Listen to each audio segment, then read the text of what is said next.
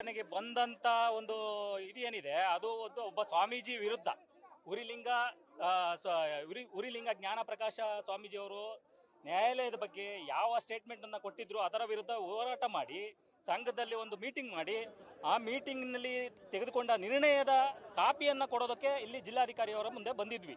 ಜಿಲ್ಲಾಧಿಕಾರಿಯವರು ಜಿಲ್ಲಾಧಿಕಾರಿಯವರು ಕಚೇರಿಲಿ ಇಲ್ಲ ಅಂದರೆ ಅವರು ಬರುವಂಥ ಅವಶ್ಯಕತೆ ಇಲ್ಲ. ಅವರ ಅಧೀನ ಅಧಿಕಾರಿಗಳು ADC ಅವರು ಬಂದು ತಗೋಬಹುದು.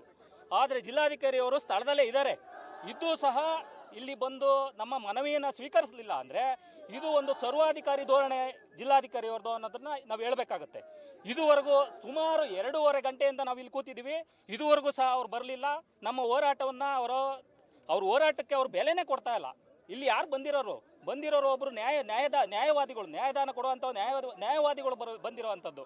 ಇವರಿಗೂ ಸಹ ಇವರು ಬೆಲೆ ಕೊಡಲಿಲ್ಲ ಅಂದರೆ ಇನ್ನು ಸಾರ್ವಜನಿಕರಿಗೆ ಹೇಗೆ ಬೆಲೆ ಕೊಡ್ತಾರೆ ಅನ್ನೋದನ್ನ ನಾವು ಎಲ್ಲರೂ ಗಮನಿಸಬೇಕಾಗತ್ತೆ. ಇಲ್ಲೆಲ್ಲ ಸಾರ್ವಜನಿಕರು ಸಹ ಗಮನಿಸ್ತಾ ಇದ್ದಾರೆ. ಇವರಿಗೆ ಏನು ಬೆಲೆ ಇಲ್ಲ, ನಮಗಿನ್ನೇನು ಬೆಲೆ ಸಿಗುತ್ತಪ್ಪ ಅನ್ನೋ ಥರ ಸಾರ್ವಜನಿಕರು ಸಹ ಗಮನಿಸ್ತಾ ಇದ್ದಾರೆ. ಈ ಜಿಲ್ಲಾಧಿಕಾರಿ ವರ್ಗಾವಣೆನೂ ಆಗಬೇಕು, ಇವರು ವರ್ಗಾವಣೆನೂ ಆಗಬೇಕು.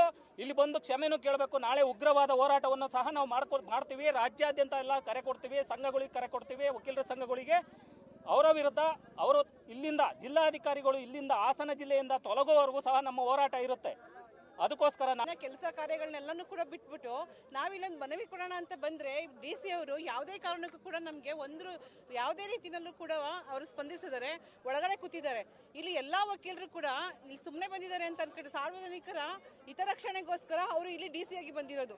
DC ಆಗಿ ಬಂದಂತ ಸಂದರ್ಭದಲ್ಲಿ ಎಲ್ಲರ ಹಿತರಕ್ಷಣೆಯನ್ನು ಕೂಡ ಕಾಪಾಡಬೇಕಾಗಿರೋದು ಅವರ ಆದ್ಯ ಕರ್ತವ್ಯ ಆಗಿರುತ್ತೆ. ಇಲ್ಲಿ ನಾವು ಇಷ್ಟು ಜನ 1 ಗಂಟೆ 2 ಗಂಟೆಯಿಂದನೂ ಕೂಡ ನಾವು ಬೀದಿಲಿ ನಿಂತಿದ್ದೀವಿ. ಇಲ್ಲಿ ರೋಡ್ ಎಲ್ಲ ಬ್ಲಾಕ್ ಆಗಿ ನಿಂತಿದೆ. ಯಾವುದೇ ಕಾರಣಕ್ಕೂ ಕೂಡ ಏನಾಗಿದೆ ಎಂತಾಗಿದೆ ಯಾವ ಮನವಿ ಅನ್ನೋದನ್ನು ಕೂಡ ಕೇಳದಲೇನೆ ಒಳಗಡೆ ಕೂತಿದ್ದಾರೆ ಅವರು. ಇದು ಮಾಡಿರ್ತಕ್ಕಂಥದ್ದು ತುಂಬಾ ಅವಮಾನ ಮಾಡಿದ್ದಾರೆ ನಮ್ಗಳಿಗೆ. 11:30 ನಾವ್ ಇಲ್ಲಿ ಕಾಯ್ತಾ ಇದೀವಿ. ಇನ್ನೂ ಆದ್ರೂ ಒಳಗಡೆಯಿಂದ ಬಂದಿಲ್ಲ. ಇದಕ್ಕೆ ಅವ್ರು ತಕ್ಕನಾಗ ಉತ್ತರ ಕೊಡ್ಲೇಬೇಕು. ನಾಳೆ ಇದಕ್ಕೆ ಸಂಬಂಧಪಟ್ಟಂಗೆ ರಾಜ್ಯಾದ್ಯಂತ ವಕೀಲರ ಸಂಘಕ್ಕೆಲ್ಲ ನಾವು ಮನವಿ ಕೊಟ್ಬಿಟ್ಟು ಅವ್ರನ್ನೆಲ್ಲ ಕರೆಸ್ತೀವಿ. ಅವ್ರು ಅವಾಗ ಏನ್ ಹೇಳ್ತಾರೆ ಅಂತ ನೋಡೋಣ. ಜಯಲಕ್ಷ್ಮಿ ನಾವು ಬೆಳಗ್ಗೆಯಿಂದ ಅಶ್ವಿನಿ ಅಂತ ನಾವಿಲ್ಲಿ ಒಂದು ಮೆಮೊರಂಡಮ್ನ ಕೊಡೋದಕ್ಕೆ ಅಂತ ಬಂದಿರೋದು. ಮೆಮೊರಂಡಮ್ ಯಾವುದಕ್ಕೆ ಅಂತ ಹೇಳಿದ್ರೆ ಒಬ್ಬರು ಸ್ವಾಮೀಜಿ ನಮ್ಮ ಹೈಕೋರ್ಟ್ನ ನ್ಯಾಯಮೂರ್ತಿಗಳ ಬಗ್ಗೆ ಹೈಕೋರ್ಟ್ನ ಬಗ್ಗೆ ಕೆಲವೊಂದು ಕಠಿಣ ಪದಗಳನ್ನ ಬಳಸಿದ್ದಾರೆ. ಅದನ್ನ ನಾವು ಪ್ರೊಟೆಕ್ಟ್ ಮಾಡೋದಕ್ಕೋಸ್ಕರ ಅಂತ ನಾವು ನಮ್ಮ ಸಂಘದಲ್ಲಿ ತೀರ್ಮಾನ ಮಾಡಿಕೊಂಡು ಮೆಮೊರಂಡಮ್ನ DC ಅವರಿಗೆ ಕೊಡಬೇಕು ಅಂತ ಹೇಳಿ ನಾವಿಲ್ಲಿಗೆ ಬಂದಿದ್ದು.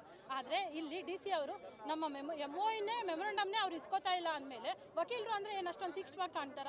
ವಕೀಲರು ಅಂದಮೇಲೆ ಯಾಕೆ ಅವ್ರಿಗೆ ಅಷ್ಟೊಂದು ಕೋಪ?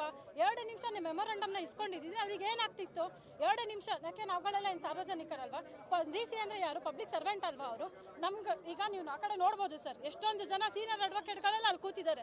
ಅವ್ರಿಗೆ ಯಾರಿಗಾರು ಏನಾರು ಹೆಚ್ಚು ಕಡಿಮೆ ಆಯಿತು DC ಬರ್ತಾರೆ ಸರ್. DC ಆ ರೆಸ್ಪಾನ್ಸಿಬಿಲಿಟಿನ ತಗೋತಾರ? 11:30 ಕೋರ್ಟ್ ಕಾರ್ಯಕಲಾಪಗಳನ್ನೆಲ್ಲ ಬಿಟ್ಟು ನಮ್ಮ ವಕೀಲರುಗಳು ಅವ್ರ ಕೆಲಸಗಳನ್ನೆಲ್ಲ ಬಿಟ್ಟು ಇಲ್ಲಿ DC ಕೋರ್ಟ್ ಮುಂದೆ ಬಂದು ಅಷ್ಟೊತ್ತವರೆಗೂ ನಾವು ವೇಟ್ ಮಾಡ್ತಿದೀವಲ್ಲ. ಹಂಗಾರೆ ವಕೀಲರುಗಳು ಅಂದ್ರೆ ಯಾಕೆ ಅಷ್ಟೊಂದು ತಾತ್ಸಾರ ಮಾಡ್ತಾರೆ?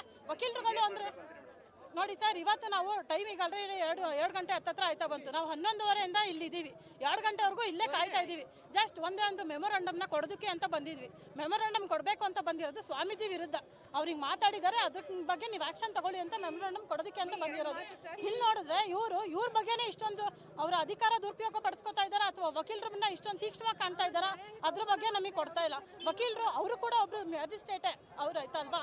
ಅವರು ವಕೀಲರುಗಳನ್ನ ಈಗ ಬಾರು ಮತ್ತೆ ಬೆಂಚ್ ಎರಡು ಚೆನ್ನಾಗಿದ್ರೆ ತಾನೆ ನಾವು ನಮ್ಮ ವಕೀಲ ವೃತ್ತಿನ ಮುಂದುವರ್ಸ್ಕೊಂಡು ಹೋಗೋದು, ಅವ್ರ ನ್ಯಾಯನ ಮುಂದುವರ್ಸ್ಕೊಂಡು ಹೋಗೋದು. ಇಲ್ಲಿ ವಕೀಲರಿಗೆ ಇಷ್ಟೊತ್ತವರೆಗೂ ಕಾಯಿಸಿದ್ರು ಅಂದಮೇಲೆ ಸಾರ್ವಜನಿಕರಿಗೆ ಅವ್ರು ಯಾವ ರೀತಿ ನ್ಯಾಯನ ಒದಗಿಸ್ತಾರೆ? ಇದರಲ್ಲೇ ನೀವು ನೋಡ್ಬೋದು ಅವ್ರು ಎಷ್ಟು ಮಟ್ಟಿಗೆ ಕೆಲಸ ಮಾಡ್ತಾರೆ, ಅವ್ರ ಅಧಿಕಾರನ ಎಷ್ಟು ಮಟ್ಟಿಗೆ ಚೆನ್ನಾಗಿ ನಿಭಾಯಿಸ್ಕೊಂಡು ಹೋಗ್ತಾರೆ ಅನ್ನೋದ್ರ ಬಗ್ಗೆ ಮಾತಾಡ್ಬೋದು. ಧನ್ಯವಾದ.